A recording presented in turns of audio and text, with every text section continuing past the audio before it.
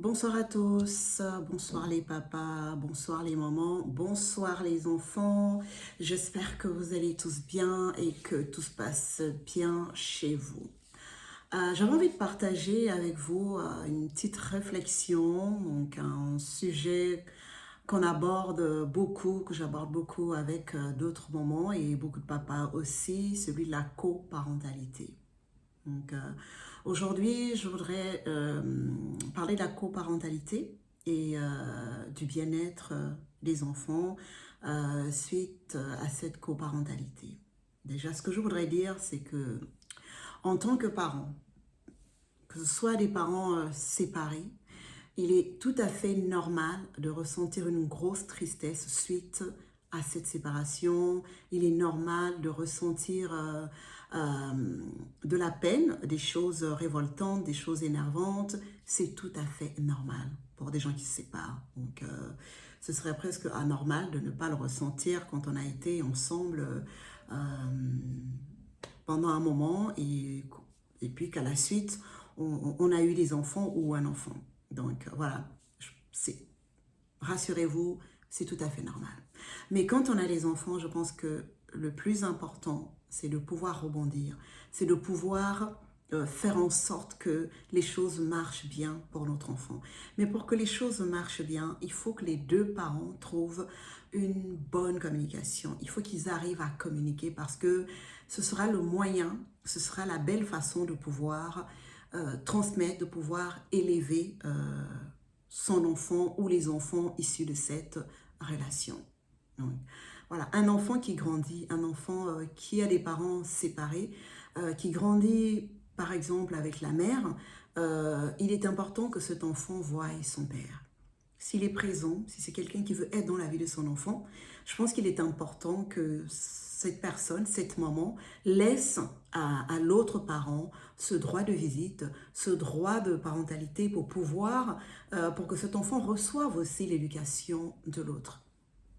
Et ce qui est regrettable, ce qui serait regrettable, ce serait qu'un des parents, à la suite, ne veuille plus voir les enfants. Parce que beaucoup, quand ils se séparent aussi des enfants.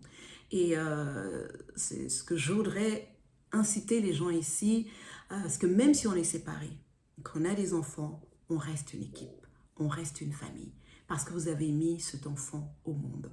De votre relation est née cette belle personne, est né cet enfant qui est le fruit de vos entrailles, qui est le fruit de votre amour. Donc, il est de votre responsabilité de faire en sorte que cet enfant grandisse en étant bien équilibré, qu'il soit épanoui. Et ça, ce sera encore beau et réussi si les deux parents sont présents, même en étant séparés.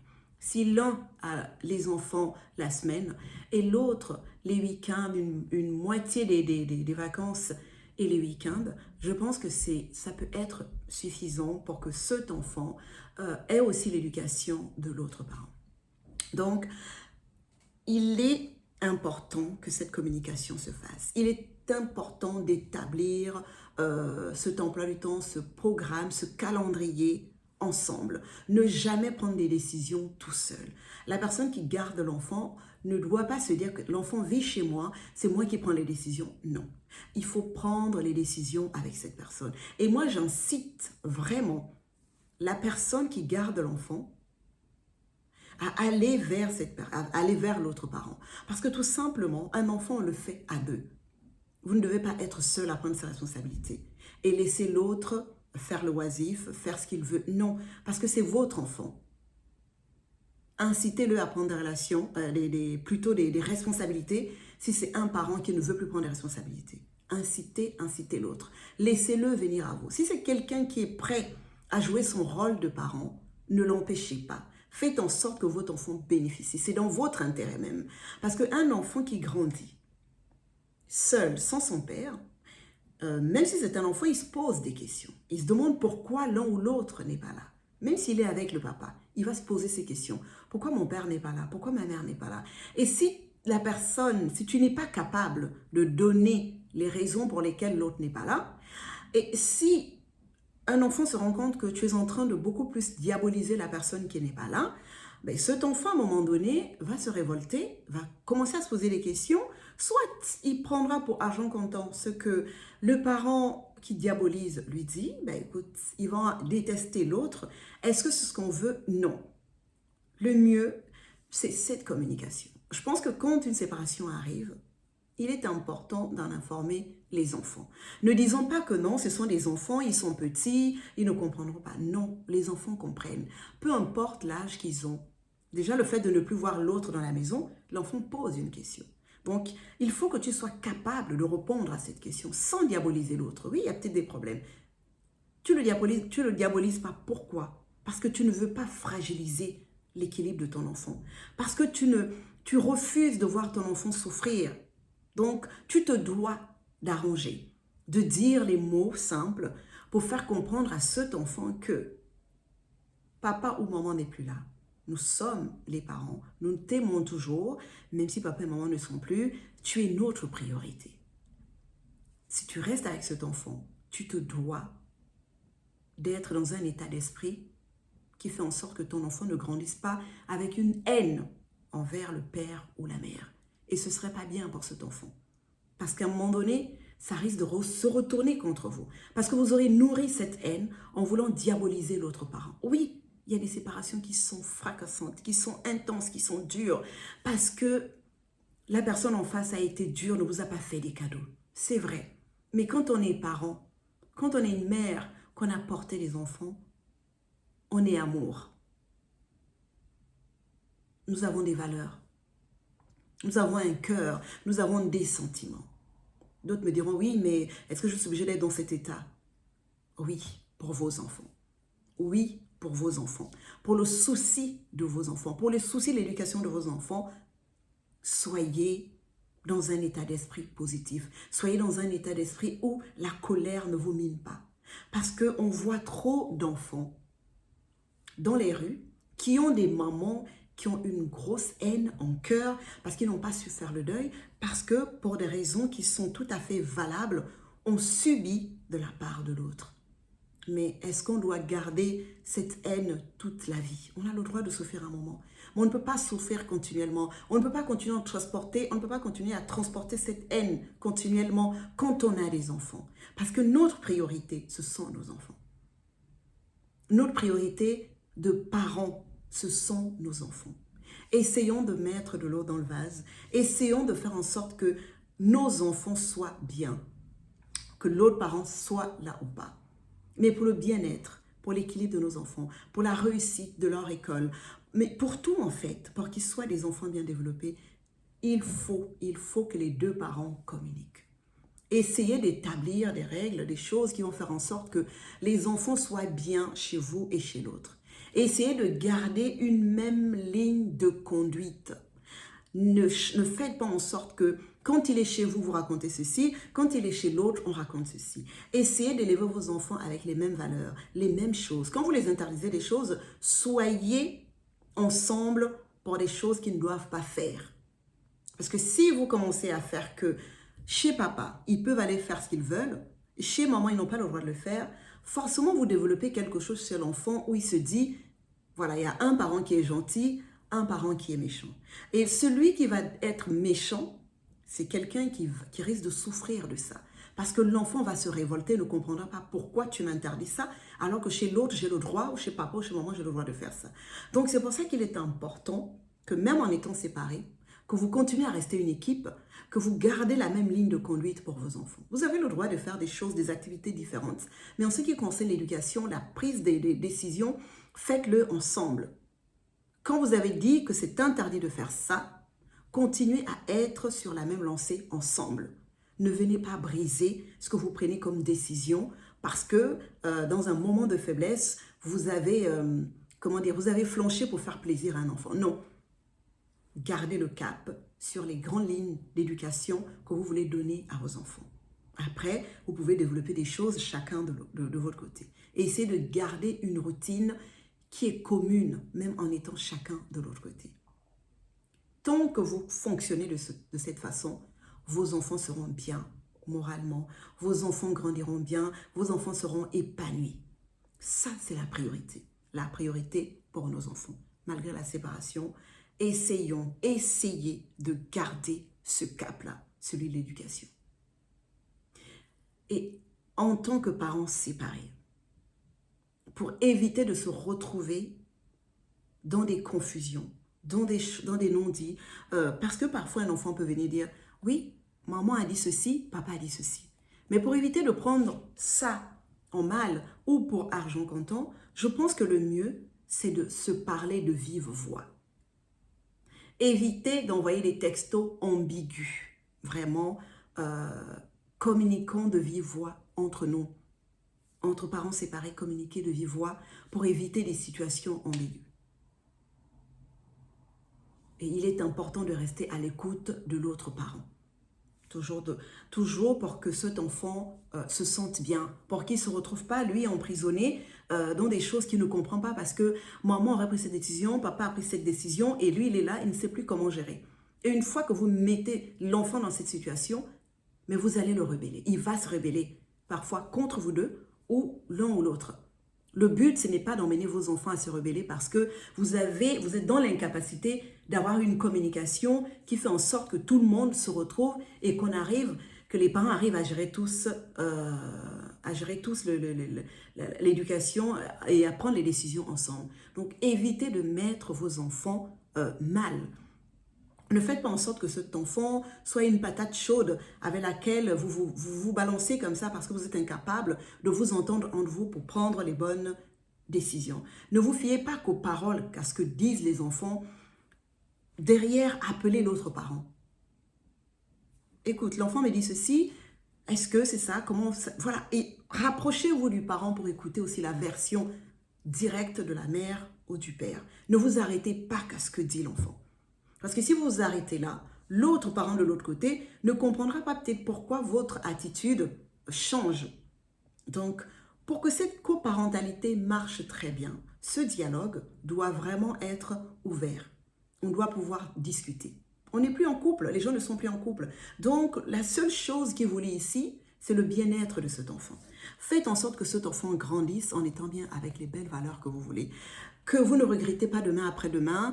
Voilà, parce que on voit beaucoup d'enfants qui sont dans des situations avec des parents séparés, qui à un moment donné n'y arrivent plus, où il n'y a plus de communication. C'est des enfants qui sont à minuit dehors, c'est des enfants qui ne rentrent pas très tôt à la maison, c'est des enfants qui font tout et n'importe quoi à l'extérieur, c'est des enfants que tu commences à voir dans des bus, à crier, à tabasser, à faire des choses, parce que tout simplement à la maison, on n'a pas su être ferme, on n'a pas su dire, on n'a pas su parler avec les enfants. Donc souvent qu'à la séparation, prenez vos enfants, discutez, dites-leur, communiquez. Les deux parents doivent communiquer, toujours pour le bien-être des enfants. Communiquez, communiquez pour que ça se passe bien.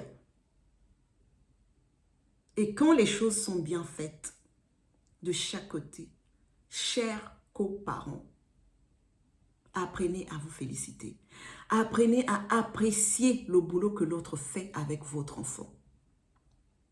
Félicitez-vous, c'est important. Parce que vous êtes une équipe.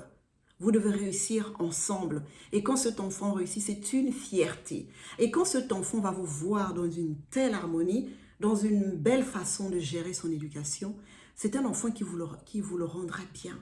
Alors, quand l'autre a bien fait, félicitez l'autre. Ne voyez pas que les mauvais côtés. Soyez aussi indulgents l'un envers l'autre. Soyez indulgents. Ne réagissez pas devant toutes les situations.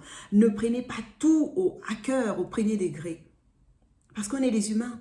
On est des humains. On peut fauter. On peut oublier de faire un truc. Tu as oublié de remplir le cahier. Ce n'est pas pour ça que ça va faire une affaire d'État. Les enfants sont rentrés de chez l'autre parent avec du linge sale. Ce n'est pas pour ça que tu vas en vouloir à l'autre, que tu vas commencer à criser. Non, nous sommes des humains. Ça arrive. Nous avons tous une machine à laver à la maison. Tu prends le linge, tu le laves. On ne peut pas s'arrêter à tous les détails. Ne soyons pas des psychopathes. Non, quand on élève des enfants, quand on est en coparentalité, évitons d'être des psychopathes. Il y a des choses qu'on peut laisser passer. Il y a des choses tout simplement, ah, j'aurais aimé que tu aies fait comme ça, j'aurais aimé que tu fasses plutôt comme ça la dernière fois. Mais ne prenons pas tout de suite, ne crisons pas tout de suite, ne prenons pas notre téléphone après pour dire des choses qu'on va regretter. Parce qu'une fois qu'on réagit comme ça, si vous avez bien commencé, vous allez casser cette harmonie que vous avez mis du temps à construire. Donc soyez toujours de façon tempérée, soyez toujours tolérants, acceptez-vous comme vous êtes. Acceptez l'autre. Personne n'est parfait. Donc, vraiment, je voulais partager avec vous. Il est important qu'en tant que coparent, d'avoir une belle communication, une vraie communication. Toujours prendre les décisions ensemble. Même si on est séparés, qu'on ne vit pas avec des enfants, il est important que l'autre parent qui ne vit pas avec des enfants fasse des choses avec cet enfant. Par exemple, les activités extrascolaires. C'est aussi comme ça que l'autre parent va resserrer les liens avec l'autre. La personne qui n'est plus à la maison doit resserrer les liens.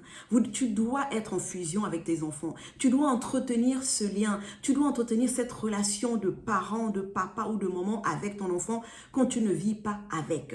Parce que c'est dur de voir un enfant qui dit « Oh, mon père ne me manque pas plus que ça. Ma mère ne me manque pas plus que ça. » C'est triste d'entendre ça parce que tu te rends compte que en fait, c'est une maman ou un papa qui n'a rien fait pour garder une relation avec cet enfant. Alors, s'il vous plaît, de grâce, gardez cette relation. Faites les choses avec vos enfants. Sortez, accompagnez-lui dans ses activités. Demandez-lui ce qu'il fait, qu'est-ce qu'il aime faire. Ayez des conversations avec vos enfants. N'ayez pas des conversations stériles, puériles avec vos enfants, peut-être qu'ils sont déjà grands. Intéressez-vous à ce qu'ils font.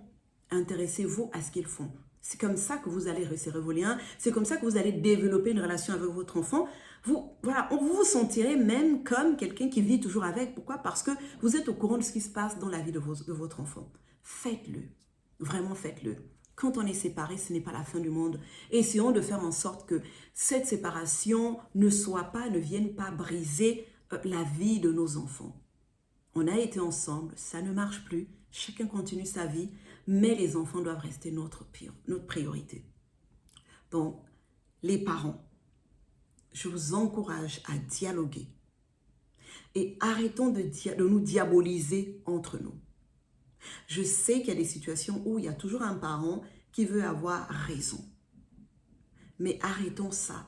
Parce que tu ne peux pas avoir raison. Quand il y a une séparation, je pense que nous sommes deux fautifs. Les personnes, même si on va dire qu'il y a quelqu'un qui a plus tort ou quoi que ce soit, mais voilà, forcément, tu as aussi fait quelque chose qui fait que la séparation s'est arrêtée. Donc, pour le bien-être des enfants, arrêtons de diaboliser l'autre parent. Ne nous diabolisons pas. Parce que quand on le fait, quand cet enfant le voit, déjà, vous ne vous rendez pas service en faisant ça, parce que tu ne sais pas comment l'enfant le reçoit. Tu ne sais pas après comment il va le vivre. Est-ce que c'est toi qui vas détester ou il va détester la personne avec qui il vit? Déjà, vous mettez le doute, le flou, la confusion dans cet enfant, de la frustration dans cet enfant. Et vous risquerez d'en faire une bombe à retardement. Arrêtons de nous diaboliser. Arrêtons de faire en sorte, arrêtons de faire comme si on est toujours le parent le plus parfait. Ne faites pas ressentir à vos enfants ce genre de choses. Parce que beaucoup d'enfants se retrouvent dans les rues à cause de ce genre de situation, surtout dans nos communautés. Dans nos communautés, on a comme l'impression que quand on est séparé de l'autre, on est aussi séparé des enfants. Pas tous. Je ne dis pas que tout le monde fait la même chose, fait de la même façon. Mais beaucoup, quand beaucoup se séparent, on a comme l'impression qu'on est séparé des enfants. Ce n'est pas le but. Vraiment, gérons cette situation de façon différente. Faisons-nous aider si on n'arrive plus à trouver le dialogue. On a la chance d'être dans ces pays, et même chez nous, de plus en plus aujourd'hui, on trouve des assistantes sociales, on trouve des médiations. Voilà, il y a la médiation familiale qu'on peut prendre à la mairie, je ne sais pas où, pour essayer essayer de communiquer, toujours dans le souci de bien élever nos enfants. On ne doit pas avoir honte de demander de l'aide quand on n'arrive plus à communiquer avec son ex pour l'équilibre de nos enfants. Quand on est des parents soucieux, on se bat pour trouver les voies et moyens pour que cet enfant grandisse de la bonne façon. Les deux parents doivent trouver les voies et moyens. Si c'est quelqu'un qui a complètement abandonné, on n'y peut rien. On continue tout seul et on fait tout pour que cet enfant grandisse en étant équilibré. Donc, c'est ce que je voulais partager avec vous aujourd'hui, parce que c'est quelque chose qui revient beaucoup dans mes conversations avec des pères et des mères dans ces situations. Et je comprends que souvent, on gère très mal nos séparations, on ne pense même pas aux enfants. Et à la longue, On a des enfants qui partent en vrille, des enfants qui se retrouvent meurtris, frustrés, des enfants qui grandissent en ne voulant plus rien faire avec la famille parce que au moment où ils avaient besoin de ses parents, ils avaient besoin de leurs parents, les parents n'étaient pas là, ou ils étaient là sans être là. Il y a des enfants qui ne veulent même pas entendre qu'on dise du mal de l'autre parent, même quand l'enfant est conscient que celui qui est parti a vraiment fait du mal. Mais des enfants qui ne veulent pas l'entendre parce qu'ils se disent que ce n'est pas voilà, c'est pas à eux de gérer ce genre d'émotions. Et ils ont raison de ne pas vouloir l'entendre. Il faut laisser le temps aux enfants. À un moment donné, ils viendront, pour certains, viendront vous poser des questions. Mais quand ils sont encore petits, que vous les faites grandir, qu'ils grandissent, que vous les élevez, élevez-les en dehors de tous ces problèmes. De temps en temps, il peut arriver qu'ils posent des questions, mais ne faites pas en sorte que cet enfant ne vive qu'avec ça. Les problèmes qu'ont eu papa et maman, pourquoi ils sont séparés. Non, ça ne doit pas trotter dans leur tête toute une vie. Parce que déjà, nous, en tant qu'adultes, ça nous dérange. Imaginez-vous un enfant. Cet enfant ne doit pas être votre souffle-douleur. Cet enfant ne doit pas être au milieu pour subir vos colères, vos haines et vos frustrations. Alors, chers parents, ceux qui se retrouvent dans cette situation, communiquer, communiquer, communiquer, communiquer. Il est important. Expliquez aux enfants. Prenez des décisions ensemble. Faites des choses pour le bien de votre enfant, pour qu'il grandisse en étant épanoui, qu'il fasse bien ses études, qu'il se sente bien au milieu des autres enfants dehors. Donc, voilà, c'est ce que je voulais partager avec vous aujourd'hui. J'espère que ce message, que cette réflexion va encourager un parent à changer sa façon de vivre la coparentalité parce que la priorité dans cette histoire, ce sont les enfants. Je crois que chaque parent a le souci de voir son enfant réussir sa vie, réussir ses études. Mais s'il doit réussir sa vie, ses études, être un enfant épanoui, bien élevé, c'est d'abord nous à la maison qui devons avoir l'attitude qu'il faut pour que nous puissions transmettre à cet enfant de bonnes valeurs. Donc, les papas, les mamans, je vous aime, les enfants, nous vous adorons. Facilitez aussi la vie à vos parents. Les parents aussi, soyez aussi à l'écoute de vos enfants. Les parents séparés, restez à l'écoute aussi entre vous. Il est important, vous n'êtes pas des ennemis, vous êtes des gens qui avaient partagé des choses ensemble, mais en souvenir, vous avez ces enfants que vous élevez ensemble, même si vous êtes séparés, restez une équipe. Restez une équipe pour vos enfants. Et si vous faites ce genre de choses, vos enfants grandiront avec ces belles valeurs. Nous avons beaucoup d'exemples des gens qui sont séparés, mais qui ont élevé des magnifiques personnes aujourd'hui. Alors, soyez ce genre de parents. Soyez ce genre de parents, des parents séparés, mais qui élèvent bien leurs enfants ensemble. Je vous dis à très bientôt. Je vous aime beaucoup et voilà, prenez soin de vous et de vos enfants. Bye.